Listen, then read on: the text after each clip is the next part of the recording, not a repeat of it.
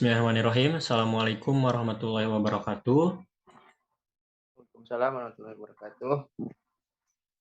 Oke, baik, di sini kami dari kelompok 6 akan mempresentasikan hasil dari praktikum kami, yakni untuk memenuhi salah satu tugas dari mata kuliah praktikum farmakologi 2. Di sini untuk temanya sendiri, yakni tentang analisis efek obat hipoglikemia oral pada hewan uji dengan dosen pengampu Ibu Apoteker Nurhidayati Harun M.Pharm. Di sini kami dari kelompok 6 yang beranggotakan, sebelumnya perkenalkan saya sendiri Lutfi Julfi Ananta sekaligus sebagai moderator, dan ada Wawan Hermawan, Apipudin Baihaki, Rifki Nugraha, Nur Lestari, Sinta Amelia, Alia Nurasi, dan Devia Putri. Oke, di sini sebelumnya untuk tujuan praktikum itu sendiri, yakni yang pertama mengetahui cara mengkonversi dosis beberapa obat hipoglikemik oral manusia ke dosis pada mencit, membuat sediaan suspensi obat hipoglikemik oral yang sesuai dengan hewan coba mencit yang digunakan, melakukan induksi glukosa darah pada hewan coba yang baik, dengan induksi glukosa maupun dengan bahan kimia lainnya. Selanjutnya mengukur kadar glukosa darah mencit dengan menggunakan glukometer, dan yang terakhir menganalisis perbedaan penurunan kadar glukosa darah mencit antar perlakuan. Di sini yang akan menjadi topik pembahasan, yang pertama ada dasar teori, yang kedua ada metodologi, yang ketiga ada hasil dan pembahasan, yang keempat yakni kesimpulan. Di sini yang pertama untuk dasar teori akan disampaikan oleh Alia dan Rifki. Yang pertama di sini akan disampaikan oleh Alia terlebih dahulu, dipersilahkan. Obat hipoglikemik adalah obat yang dapat menurunkan kadar gula darah. Obat hipoglikemik digunakan pada penyakit diabetes mellitus. DM terdiri dari DM tipe 1 dan DM tipe 2. Pada DM tipe 1 digunakan insulin, sedangkan pada DM tipe 2 yaitu insulin atau obat hipoglikemik oral atau OHO yang termasuk OHO yaitu GHO yaitu golongan subfonil urea, biguanid, penghambat alfa reduktase, sekretagog, PPAR gamma, DPP4.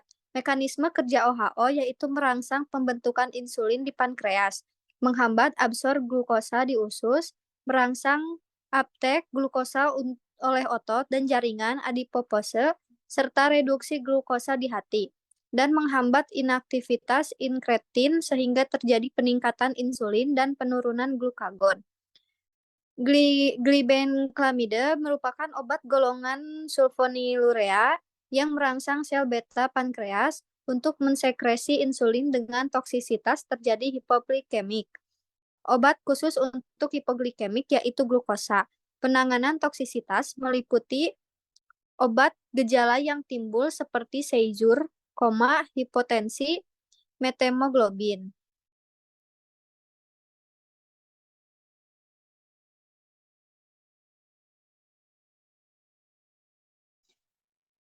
Kemudian, diabetes merupakan suatu grup sindrom heterogen yang semua gejalanya ditandai dengan peningkatan gula darah yang disebabkan oleh defisiensi insulin relatif atau absolut. Diabetes dapat dibagi menjadi dua bagian berdasarkan kebutuhan atas insulin, yaitu diabetes mellitus tergantung insulin, IDDM atau tipe 1, dan diabetes mellitus tidak tergantung insulin atau NIDDM atau tipe 2. Diabetes tergantung insulin umumnya menyerang anak-anak, tetapi IDDM dapat juga terjadi di antara orang dewasa. Penyakit ini ditandai dengan defisiensi insulin absolut yang disebabkan oleh lesi atau nekrosis sel beta berat.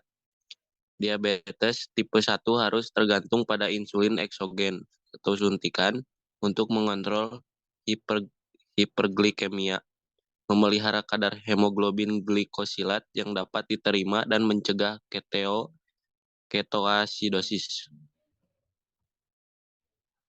Baik, untuk selanjutnya kita akan masuk ke metodologi. Untuk metodologi ini terdiri dari alat dan bahan dan prosedur. Untuk alat dan bahan akan disampaikan oleh Apip, dipersilahkan. Metodologi ada alat, batang pengaduk, beker gelas, gelas ukur, gunting, hot plate, spuit, sonde oral, dan timbangan hewan. Bahannya ada alkohol 70%, aqua destilata, kapas natrium CMC, tablet acar bose, tablet glibenclamid, dan tablet metformin. Hewan yang digunakan adalah mencit jantan, galur lokal dengan berat badan 20 gram sampai 30 gram, berumur antara 6 sampai 8 minggu.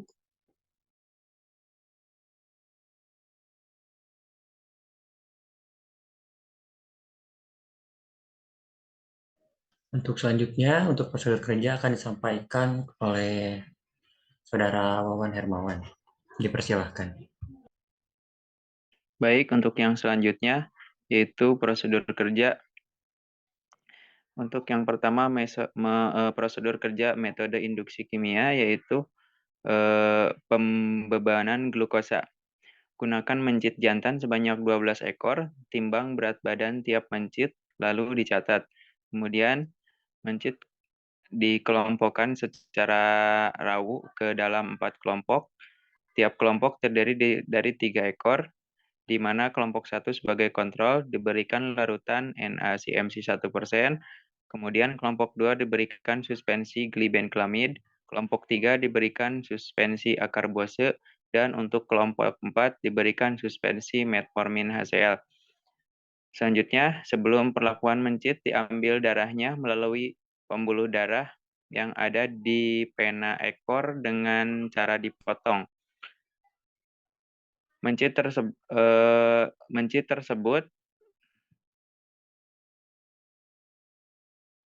kurang lebih pemotongannya 0,5 cm dari ujung ekor dengan menggunakan gunting yang sudah diusap dengan alkohol 70%.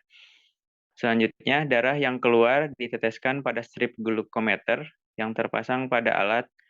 Kadar gula darah yang muncul pada alat kemudian dicatat sebagai kadar glukosa puasa. Setelah penentuan kadar glukosa puasa, mencit dicatat, kemudian semua mencit diberikan larutan glukosa 5% dengan dosis 1 sampai 2,5 gram per kilogram berat badan mencit secara peroral. Menit kemudian diukur kadar gula darahnya sebagai glukose setelah pembebanan. Kemudian pada menit ke-10 atau 5 menit setelah kadar gula diukur, setiap menit diberikan perlakuan. Kelompok 1 diberi larutan NaCMC 1%, kelompok 2 diberi suspensi glibenclamid, kelompok 3 diberi suspensi akarbose, dan untuk kelompok 4 diberi suspensi metformin HCl. Semua perlakuan secara oral dengan volume pemberian adalah 0,2 mili per 30 gram berat badan mencit. Mencit kemudian dibiarkan dan diukur kadar gula darahnya setiap 20 menit selama 60 menit.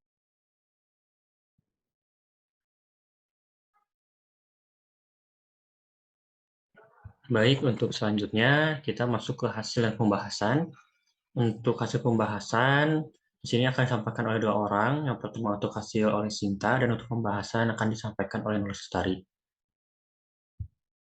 Dipersilakan untuk Sinta. Kemudian untuk hasil pengamatan pada kadar glukosa darah mencit, untuk kelompok pertama ada 4 ekor mencit dengan hasil kadar glukosa darah sebelum perlakuan atau saat puasa. Untuk mencit pertama yaitu 58, kedua 62, ketiga 99, dan keempat 63 dengan satuan miligram per desiliter. Kemudian hasil kadar glukosa darah setelah diinduksi atau pembebanan glukosa untuk hewan pertama yaitu menjadi 100 mg per desiliter, yang kedua 89, yang ketiga 99, dan yang keempat 95. Kemudian mencit tersebut diukur kembali kadar glukosa darahnya pada menit 20, 40, dan 60. Kemudian untuk hasil kadar glukosa darah pada kelompok kontrol setelah 1 jam, yaitu menjadi 88 pada mencit pertama. Untuk kedua, 98, pada mencit ketiga yaitu 100 dan keempat yaitu 35. Yang kedua itu kelompok glibenclamid. Sama seperti mencit kelompok kontrol saat kadar glukosa darah saat puasa yaitu mencit pertama 148, yang kedua 31, yang ketiga 27, dan yang keempat 69. Kemudian setelah diberikan pembebanan glukosa, kadar glukosa darahnya menjadi 170 pada mencit pertama, mencit kedua yaitu jadi 129, yang ketiga menjadi 73, dan yang keempat menjadi 126. Kemudian diukur kembali pada menit 20, 40, dan 60. Untuk hasilnya pada 1 jam setelah diberikan obat hipoglikemik, kadar glukosa darahnya menjadi 56 pada mencit pertama, mencit kedua menjadi 60 mg per desiliter, mencit ketiga menjadi 49, mencit keempat 97. Kemudian untuk kelompok ketiga yaitu kelompok metformin. Untuk kadar glukosa darah saat puasa yaitu 176 pada mencit pertama, mencit kedua 151, mencit ketiga 30, dan mencit keempat 95. Kemudian diberikan pembebanan glukosa, kadar glukosa darahnya menjadi 195 pada mencit pertama, mencit kedua 162, mencit ketiga 137, dan mencit keempat menjadi 62. Kemudian hasil setelah 6 jam diberikan obat hipoglikemik. Untuk mencit pertama menjadi 45, mencit kedua 33, dan mencit ketiga 77, mencit keempat 101 dengan satuan miligram per desiliter.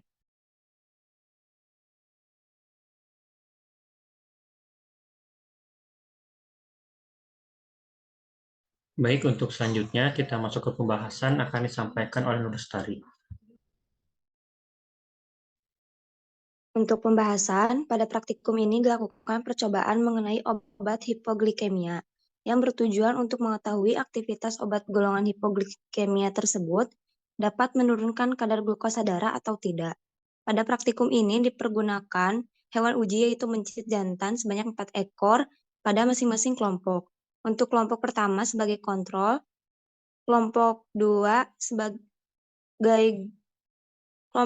glibenclamid dan metformin sebagai hewan uji dengan penginduksi yaitu metode pembebanan glukosa dan alat yang digunakan untuk mengukur kadar glukosa darah yaitu glukosameter. Hasil yang didapat pada setiap kelompok sangat bervariasi. Hal tersebut tergantung pada fisiologi hewan, kadar obat yang diberikan, dan waktu saat pengujian. Untuk kelompok kontrol, hasilnya dapat dilihat bahwa setelah diinduksi kadar glukosa darahnya terus meningkat. Hal tersebut karena kelompok kontrol hanya diberikan CMCNA, bukan obat hipoglikemia. Kemudian, kelompok obat glibenclamid dan metformin, hasilnya dapat dilihat bahwa kadar obat tersebut bisa menurunkan kadar glukosa darah dengan kelebihannya masing-masing. Namun dari percobaan kali ini bahwa yang lebih efektif menurunkan kadar glukosa darah yaitu glibenclamid, karena mekanisme kerja glibenclamid yaitu menstimulasi pankreas untuk memproduksi insulin dan meningkatkan sensitivitas sel beta terhadap glukosa.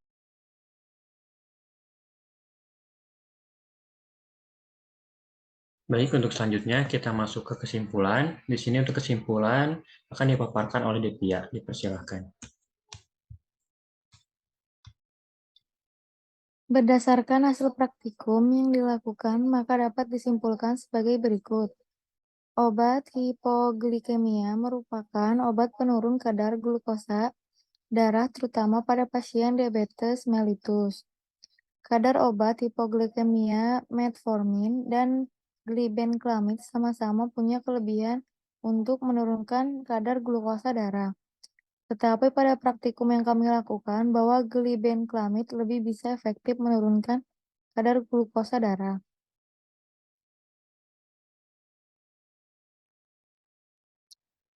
Bisa dilihat sendiri lampiran dokumentasi hasil praktikum.